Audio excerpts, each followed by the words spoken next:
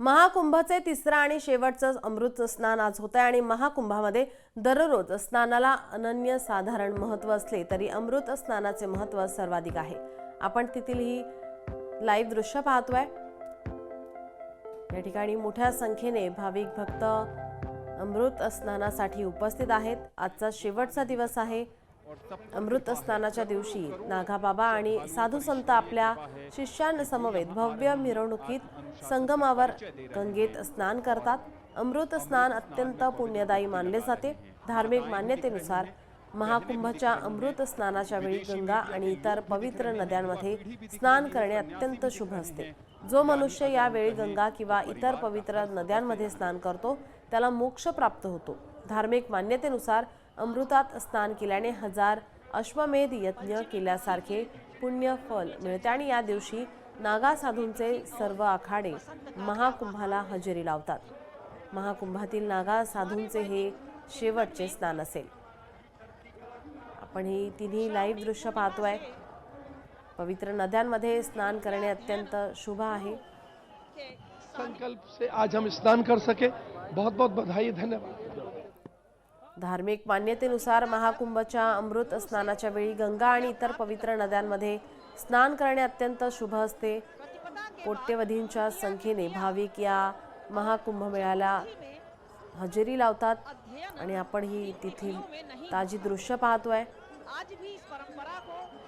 मात्र याआधी झालेल्या चेंगराचेंगरीमध्ये 30 जणांचा मृत्यू झाला होता आणि त्या पार्श्वभूमीवर आता उत्तर प्रदेश सरकार सतर्क झालेला आहे। पोलीस सतर्क आहे। आदरणीय योगी आदित्यनाथ जी महाराज के सत्संकल्प से आज हम स्नान कर सके, बहुत बहुत बधाई, धन्यवाद।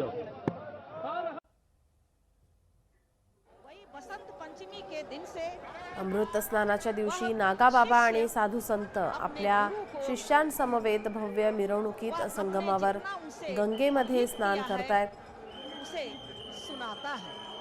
दर दिवसाला कोट्यवधींच्या संख्येने भाविक भक्त या ठिकाणी अमृत स्नानासाठी उपस्थित आहेत। महाकुंभाचे हे तिसरे आणि शेवटचे अमृत स्नान आज होते आहे आणि महाकुंभात दररोज स्नानाला अनन्य साधारण महत्त्व असले तरी अमृत स्नानाचे महत्त्व सर्वाधिक आहे। अमृत स्नानाच्या दिवशी नागाबाबा आणि साधू संत आपल्या शिष्यांसमवेत भव्य मिरवणुकीत संगमावर गंगेत स्नान करतात। पोलिसांचा या ठिकाणी चोख बंदोबस्त पाहायला मिळतोय। प्रशासन सतर्क आहे। प्रत्येक भाविकाला या ठिकाणी या संगमावरती स्नान करता यावं यासाठी पोलीस प्रशासनाकडून सतर्कता बाळगण्यात येते। धार्मिक मान्यतेनुसार महाकुंभाच्या अमृत स्नानाच्या वेळी गंगा आणि इतर पवित्र नद्यांमध्ये स्नान करणे अत्यंत शुभ असते आणि जो मनुष्य यावेळी गंगा किंवा इतर पवित्र नद्यांमध्ये स्नान करतो त्याला मोक्ष प्राप्त होतो। धार्मिक मान्यतेनुसार अमृतात स्नान केल्याने 1000 अश्वमेध यज्ञ केल्यासारखे पुण्य फळ मिळते।